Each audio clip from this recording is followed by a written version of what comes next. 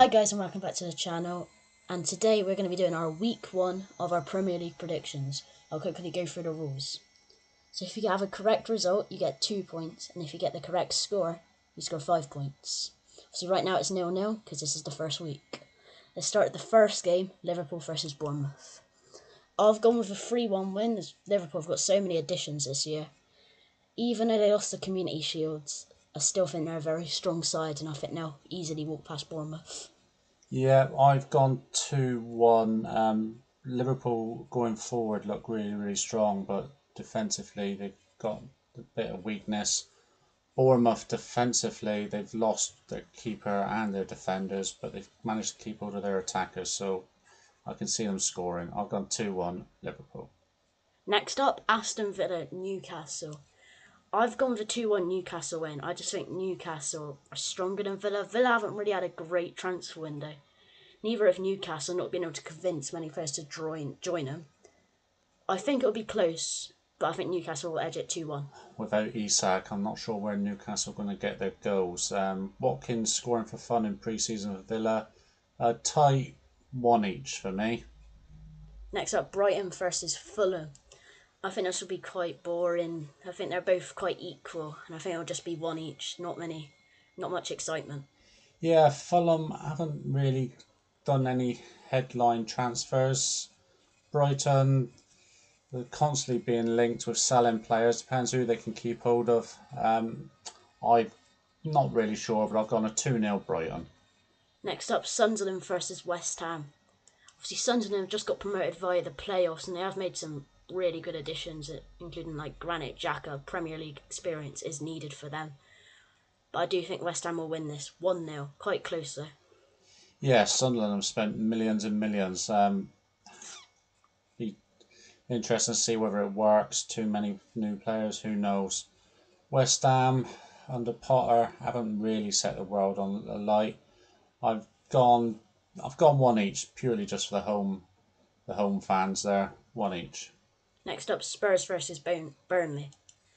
Now last night Spurs bottled the Super Cup, and I think they didn't really deserve to lose that game.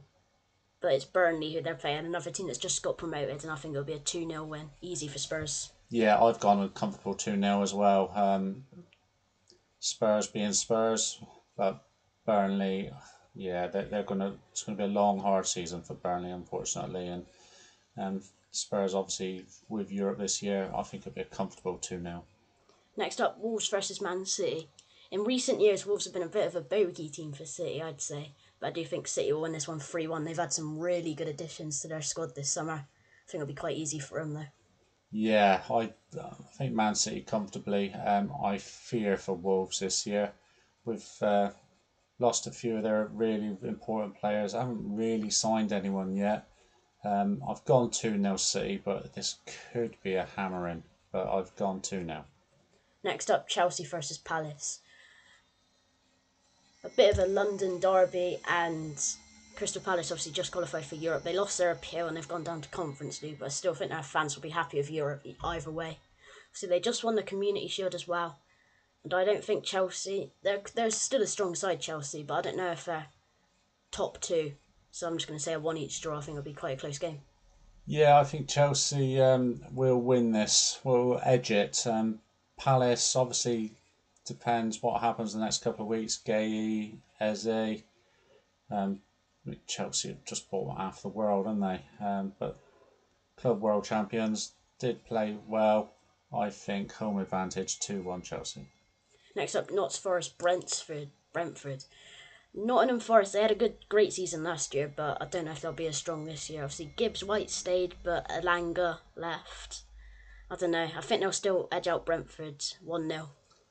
Yeah, Forest obviously have have done well after Palace lost their appeal in Europe, so they might get some decent transfers in now. They know what European competition they're playing in. Brentford lost Thomas Frank, lost Mbumo. Yeah, it's going to be another struggle for them. I think with Wolves and the three that came up, I think they're going to be down there. I've gone 1-0 also. Next up, Man U Arsenal. Both teams have had some really good signings this year. Man U got a whole new front three. Arsenal got one of the best strikers in the world. And it's not just me being biased towards Man U, but I do think they'll get a 2-2 draw here.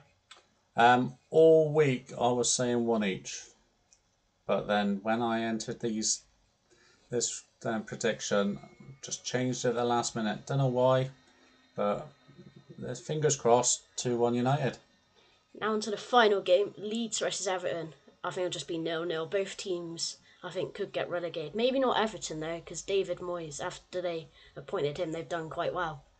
I just think it'll be really boring, 0-0 draw. Everton relegated? Not a chance. Not a chance. I think they're going to be top half. Might edge top 8.